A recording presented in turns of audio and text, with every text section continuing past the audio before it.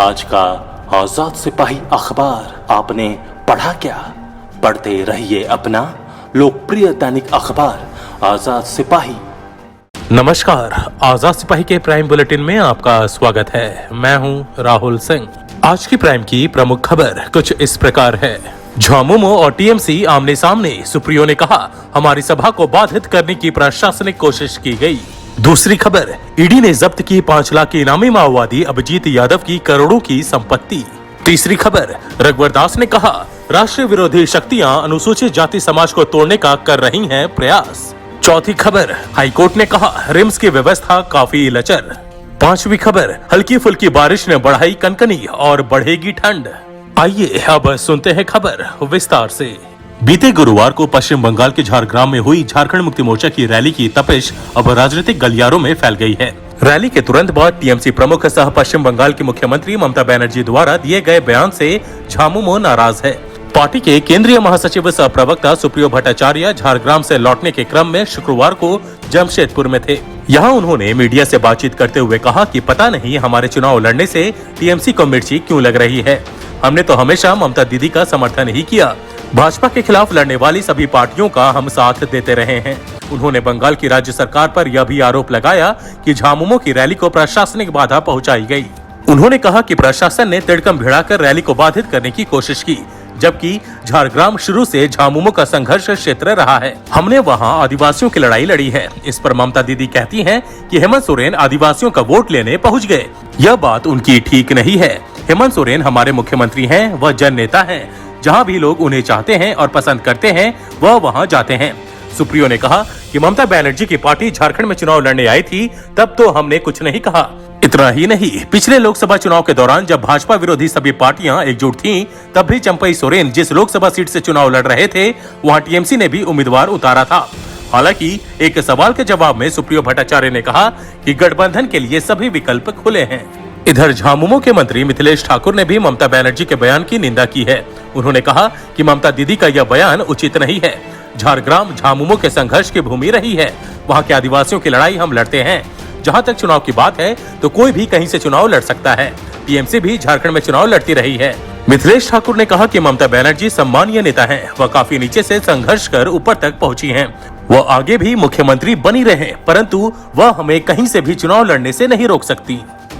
अब नजर डालते हैं आज की दूसरी प्रमुख खबर पर।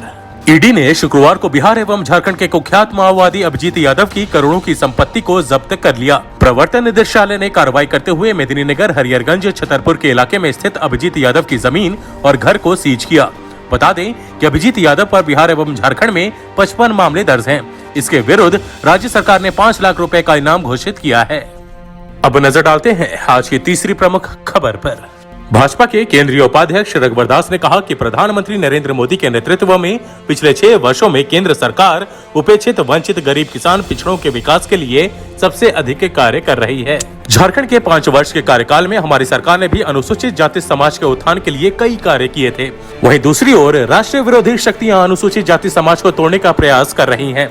इसके लिए हम सभी को सचेत रहने की जरूरत है। रघुवर दास शुक्रवार को भाजपा अनुसूचित जाति मोर्चा की प्रदेश कार्य समिति बैठक में बोल रहे थे। उन्होंने कहा कि राष्ट्रीय विरोधी शक्तियों के प्रति समाज के लोगों को जागरूक करने की जिम्मेदारी भाजपा अनुसूचित जाति मोर्चा के पदाधिकारियों और सदस्यों की है। साथ ही वे समाज के अंतिम व्यक्ति तक पहुँचे और केंद्र सरकार की योजनाओं की जानकारी दें। उन्हें विकास की मुख्य धारा में लाने के लिए केंद्र सरकार द्वारा चलाई जा रही योजनाओं का लाभ दिलाएं। अब नजर डालते हैं आज की 5वीं प्रमुख खबर पर। झारखंड हाईकोर्ट ने एक जनहित याचिका पर सुनवाई के दौरान मौखिक टिप्पणी करते हुए कहा कि रिम्स की व्यवस्था काफी लचर है। Chief justice doctor Ravi Ranjan और जस्टिस सुजीत नारायण प्रसाद की 2 न्यायाधीशों की खंडपीठ ने जनहित याचिका पर सुनवाई के दौरान राज्य सरकार से पूछा कि रिम्स में डॉक्टरों, नर्सों और पैरामेडिकल स्टाफ रिक्त पदों पर बहाली क्यों नहीं की जा रही, जिस पर रिम्स की ओर से अदालत को बताया गया कि मेडिकल स्टाफ और अन्य पदों पर होने वाली भर्तियों के लिए योग्य उम्मीदवारों के मिलते ही चयन की प्रक्रिया शुरू कर दी जाएगी। अदालत ने रिम्स से पूछा है कि कोरोना काल में रिम्स में कौन कौन से उपकरण खरीदे गए हैं। अब तक सिटी स्कैन एवं पैथोलॉजी की मशीन क्यों नहीं खरीदी गई। अदालत ने यह भी पूछा है कि जब रिम्स सरकारी संस्थान है तो पैथोलॉजी की जांच निजी संस्थानों से क्यों करवाई जाती है। इन सभी बिंदुओं पर झारखंड हाईकोर्ट ने रिम्स प्रबंधन से जवाब तलब किया है। रिम्स प्रबंधन को 2 सप्ताह में जवाब दाखिल करने को कहा गया है। राज्य सरकार की तरफ से महाधिवक्ता राजीव रंजन और अधिवक्ता पीयूष चित्रेश ने अदालत के समक्ष पक्ष रखा। अब नजर डालते हैं आज की छठी प्रमुख खबर पर। रांची समेत झारखंड के कई इलाकों में बीती रात और शुक्रवार की सुबह हल्की फुल्की बारिश हुई। बारिश के बाद आसमान में सुबह से ही घने बादल छाए रहे।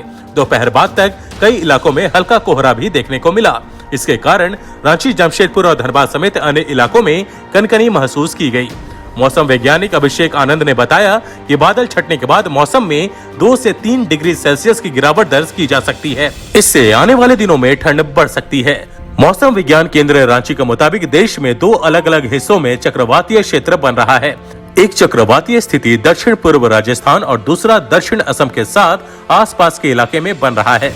इसका असर राज्य के मौसम पर भी देखने को मिलेगा। आज के आजाद सिपाही के प्राइम बुलेटिन में बस इतना ही। देश विदेश की तमाम बड़ी खबरों के लिए आप पढ़ते रहिए अपना लोकप्रिय दैनिक अखबार आजाद सिपाही।